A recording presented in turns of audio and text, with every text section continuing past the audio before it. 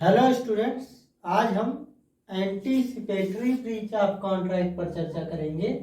Anticipatory breach of contract का मतलब होता है breach before the date of performance. मतलब किसी संविदा के पालन के लिए जो तिथि निश्चित की गई है उस तिथि के पहले ही अगर संविदा का भंग कर दिया जाता है तो इसको एंटीसिपेटरी ब्रीच ऑफ कॉन्ट्रैक्ट कहते हैं। एंटीसिपेटरी ब्रीच ऑफ कॉन्ट्रैक्ट के प्रिंसिपल को section 39 of Indian contract act में इनकॉर्पोरेट किया गया है और section 39 of Indian contract act बताता है कि दो परिस्थितियों में एंटीसिपेटरी ब्रीच ऑफ कॉन्ट्रैक्ट होती है। पहला, a party to contract refuses to perform his promise.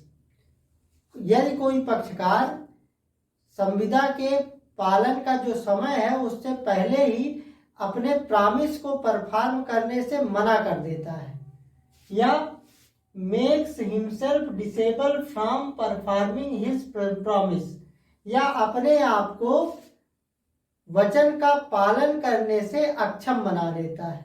तो पहली स्थिति यह है कि वो संविदा का पालन करने से इनकार कर देता है। दूसरी स्थिति यह है कि वो संविदा का पालन करने से अपने आप को जानबूझकर अक्षम बना लेता है। तो ऐसी स्थिति में इसको एंटीसिपेटरी ब्रीच ऑफ कॉन्ट्रैक्ट कहते हैं। और एंटीसिपेटरी ब्रीच ऑफ कॉन्ट्रैक्ट के केस में कॉज ऑफ एक्शन उसी समय अराइज हो जाता है जब एंटीसिपेटरी ब्रीच ऑफ कॉन्ट्रैक्ट होती है। तो ऐसी स्थिति में जो एग्रीव्ड पार्टी है उसके लिए यह आवश्यक नहीं है कि वो उस समय का इंतजार करे जो संविदा के पालन के लिए निश्चित किया गया है, बल्कि वो उस समय के पूर्व भी वाद ला सकता है जैसे ही एंटीसिपेटरी ब्रीच ऑफ कॉन्ट्रैक्ट होती है। इस पे एक फेमस केस है होचेस्टर वर्सेस डी ला टूर। डी ला टूर एक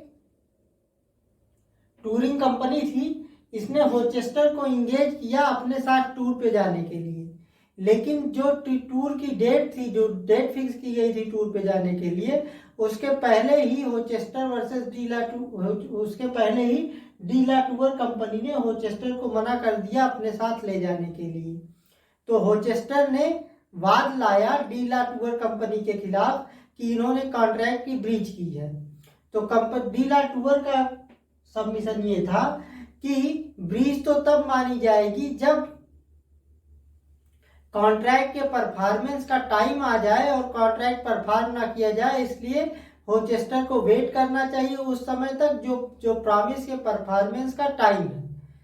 तो कोर्ट ने ये कहा कि जैसे ही डी ला टूर कंपनी ने होचेस्टर को अपने साथ ले जाने से मना कर दिया, वैसे ही कॉज ऑफ एक्शन अराइज हो गया और वो होचेस्टर के पास ये अधिकार है कि वो जो है टाइम पूरा होने से पहले ही वाद ला सकता है। दूसरा केस है फास्ट वर्सेस नाइट का। फास्ट वर्सेस नाइट के केस में प्लेंटिफ से प्रॉमिस किया डिफेंडेंट ने कि वो उससे शादी करेगा, लेकिन उसके पिता की डेथ के बाद, मतलब डिफेंडेंट ने ये प्रॉमिस किया कि उसके पिता की डेथ के बाद वो प्लेंटिफ से शादी कर लेगा, लेकिन उसने अपने पिता के जीवन काल में ही एक दूसरे लड़की से शादी कर ली। तो प्लेंटिफ ने उसके खिलाफ ब्रीच के लिए वाद लाया। तो यहाँ भी इसका सबमिशन यही था डिफेंडेंट का कि अभी तो उसके पिताजी की डेथ हुई नहीं है, पिताजी की डेथ के बाद कॉज ऑफ एक्शन अराइज होगा। कोर्ट ने ये कहा कि कॉज ऑफ एक्शन उसी समय अराइज हो गया जिस समय उसने दूसरी महिला से विवाह कर लिया। तो इसका मतलब ये हुआ कि अब वो प्लेंटिफ से शादी नहीं करेगा। तो ऐसी स्थिति में ये एंटीसिपेटरी ब्रीच ऑफ कॉन्ट्रैक्ट है, संविदा का पूर्वकालिक भंग है और इस ऐसे में संविदा के पालन का समय आने के पहले ही ब्रीच के लिए मुकदमा लाया जा सकता है। तो ये हमारा आज का लेक्चर था एंटीसिपेटरी ब्रीच ऑफ कॉन्ट्रैक्ट पे। आपको पसंद आया तो लाइक कीजिए, शेयर कीजिए, और अगर अभी तक आपने हमारे चैनल को सब्सक्राइब नहीं किया है तो सब्सक्राइब करके बेल आइकन पर ऑल सेलेक्ट कर लीजिए।